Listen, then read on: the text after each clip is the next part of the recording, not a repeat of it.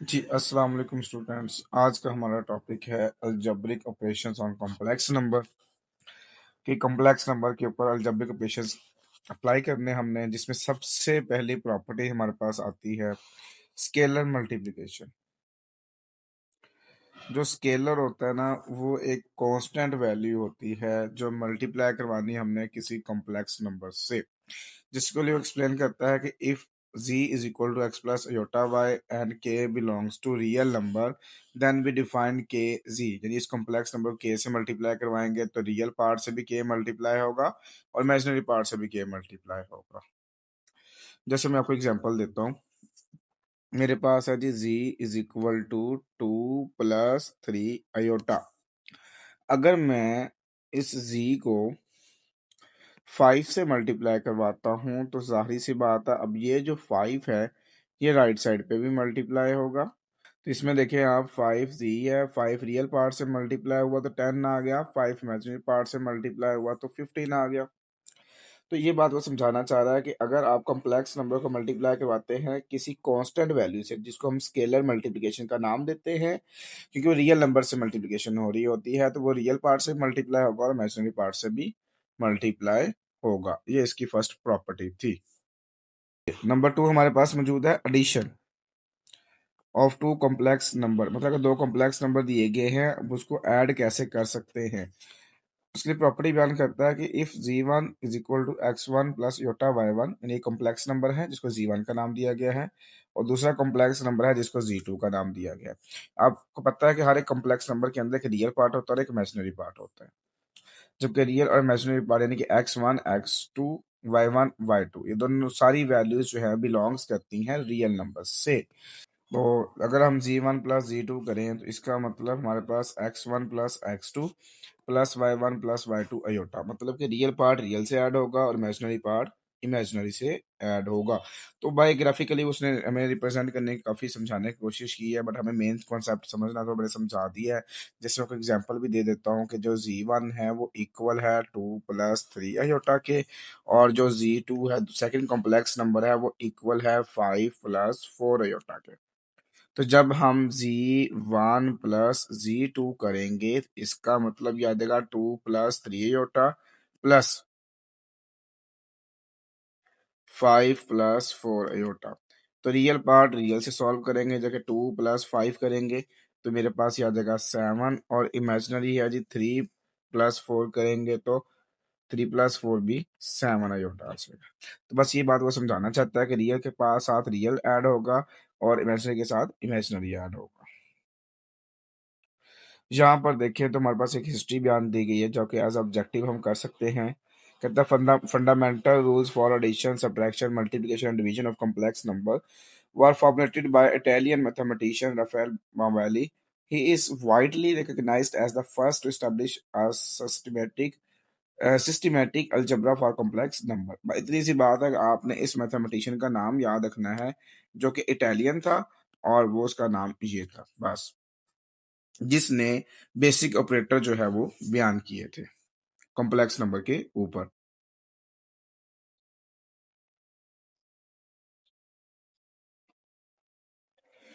Next देखिए तो हमारे पास आता है जी subtraction of two complex number. ये भी वही चीज है कि हमारे पास z1 जी is equal to x1 plus iota y1, z2 is equal to x2 plus iota y2, where x1 x2 y1 y2 belongs to real number. तो जब आप सब्ट्रैक्शन करेंगे z1 माइनस z2 करेंगे तो x1 minus x2 plus iota y1 minus y2। अब वो समझाना ये चाहता है कि आपने रियल पार्ट के साथ रियल को सॉल्व करना है और इमेजिनरी पार्ट के साथ इमेजिनरी को सॉल्व करना है। बस आपने इसे ख्याल करना है कि फर्स्ट वैल्यू में से सेकंड वैल्यू माइनस करनी है। जैसे मैं एग्जांपल भी समझा देता हूँ आपको कि z1 जो है मेरे पास इक्वल है जी 2 + 3 अयोटा, और मैं z2 ले लेता हूँ, वो मेरे पास है जी 5 - 2 अयोटा। जब आप z1 माइनस z2 निकालेंगे तो मेरे पास ये आ जाएगा 2 + 3 अयोटा -5 - 2 अयोटा। इसकी ब्रैकेट ओपन करेंगे तो 2 + 3 अयोटा, माइनस को मल्टीप्लाई करवाएंगे तो इनके साइन चेंज हो जाएंगे। अब इसको रीअरेंज कर लेते हैं, रियल पार्ट पहले और इमेजिनरी पार्ट को बाद में लिख लेते हैं। अब आप देखें तो रियल से रियल सॉल्व होगा और इमेजिनरी से इमेजिनरी सॉल्व होगा। तो रियल से रियल सॉल्व किया तो -3, इमेजिनरी से इमेजिनरी सॉल्व किया तो +5 ही होता। तो ये बात वो समझाना चाहता है। नेक्स्ट हमारे पास है multiplication of two complex numbers है, जो कि z1 हमारे पास दिया हुआ जी x1 प्लस जोटा y1, z2 दिया हुआ है x2 प्लस जोटा y2 दिया हुआ है। तो इसकी मल्टीप्लिकेशन रूल समझाना चाहता है जी, x1 x2 minus y1 y2, फिर x1 y2 plus y1 x2। ये चीजें याद करने बैठेंगे तो हमें बहुत मुश्किल काम लगेगा। तो उसका बेस्ट ऑप्शन सिर्फ हम डायरेक्ट मल्टीप्लिकेशन करते हैं, जैसे एग्जांपल दी हुई है 3 minus 4 iota multiply 5 minus 6 iota. अब आपको अच्छे से पता है कि पहले जो 3 है ना, वो 5 माइनस 6 योटा से मल्टीप्लाई होगा, फिर -4 योटा इन दोनों से मल्टीप्लाई होगा। सिंपल जैसे मल्टीप्लिकेशन करते हैं, जब 3 को ब्रैकेट से मल्टीप्लाई कराएंगे 3 5 जार 15, 3 6 जार 18 योटा आ जाएगा। फिर -4 को मल्टीप्लाई करवाया तो ये आ गया। लेकिन हमें पता है जहाँ पे योटा स्केयर होता है वहाँ हम -1 लगाते हैं। यहाँ पर देखें तो प्लस का 24 था और यहाँ पर देखें तो माइनस का 24 हो गया। तो इन दोनों में से योटा कॉमन लेके सॉल्व कर लिया। तो बाकी हम डिटेल में हम एग्जाम्पल में करेंगे तो वहां से आपको अंदाजा भी हो जाएगा और साथ क्वेश्चन के अंदर भी सॉल्व करना आसान हो जाएगा। नेक्स्ट हमारे पास है जी डिवीजन के, जब डिवाइड वाला क्वेश्चन आता है कॉम्प्लेक्स नंबर में तो कैसे सॉल्व करते हैं। उसके लिए आपने कॉन्जुगेट का कॉन्सेप्ट पढ़ा था, ठीक है, प्रीवियस क्लासेस के अंदर। जैसे z1 डिवाइड बाय z2 करते हैं तो z1 की वैल्यू डिवाइड बाय z2 की वैल्यू ये सेम एज इट इज वही है, बट आप देखें कि जो डिनोमिनेटर है वो है x2 प्लस योटा y2। तो अगर आप योटा का साइन चेंज कर देंगे तो वो कॉन्जुगेट बनता है, तो उससे मल्टीप्लाई से डिवाइड करवा दिया। ये सारा कैलकुलेट करेंगे, यही प्रोसेस हमें क्वेश्चन के अंदर अप्लाई करना होगा। ये था इसका डिवीजन। अब हमने एडिशन भी कर ली, सब्ट्रैक्शन भी कर ली, मल्टीप्लिकेशन भी कर ली और डिवीजन भी होगी हमारी। ये नेक्स्ट आ गई हमारे पास प्रॉपर्टीज ऑफ कॉम्प्लेक्स नंबर, जो कुछ क्वेश्चंस के अंदर भी यूज की जाएंगी और कुछ एमसीक्यूज के अंदर भी आती हैं। तो पहले हम एडिशन के लिहाज से प्रॉपर्टीज पढ़ लेते हैं। करता है क्लोजर प्रॉपर्टी।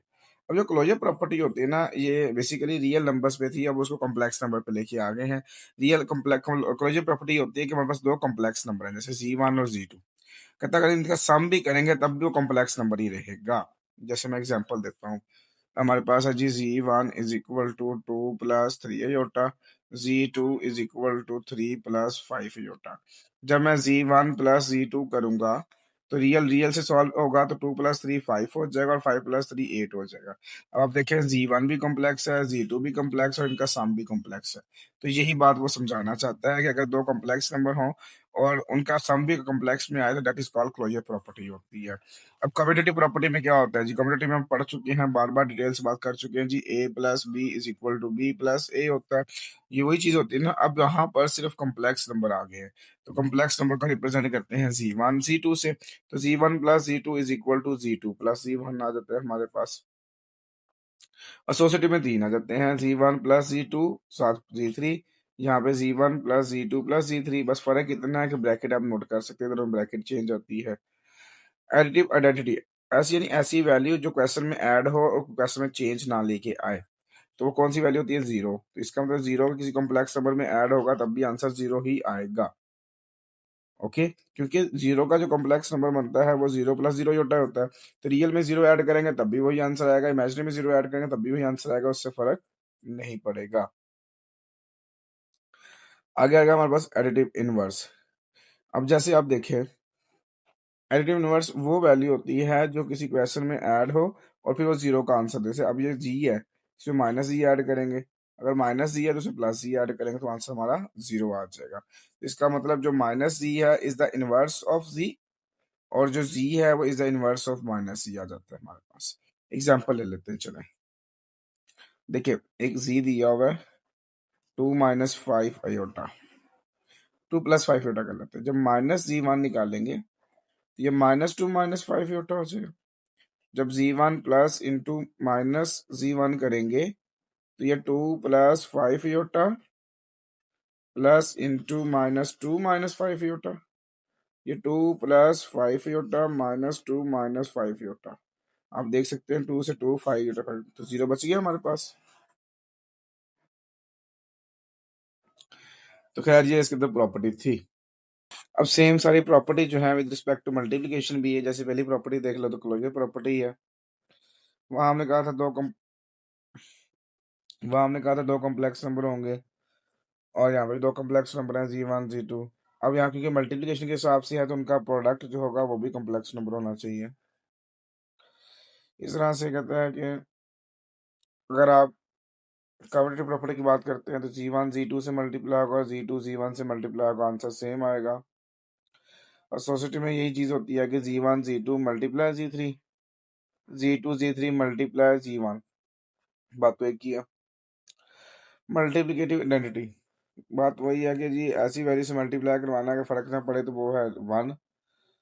तो कॉम्प्लेक्स नंबर को 1 से मल्टीप्लाई करवा रहे हैं, 1 को कॉम्प्लेक्स नंबर से मल्टीप्लाई करवा रहे हैं, आंसर कॉम्प्लेक्स नंबर ही आता है। तो 1 एक बताते हैं खुद एक कॉम्प्लेक्स नंबर है, क्योंकि 1 + 0 ही होता है जो होता है कॉम्प्लेक्स नंबर होता है।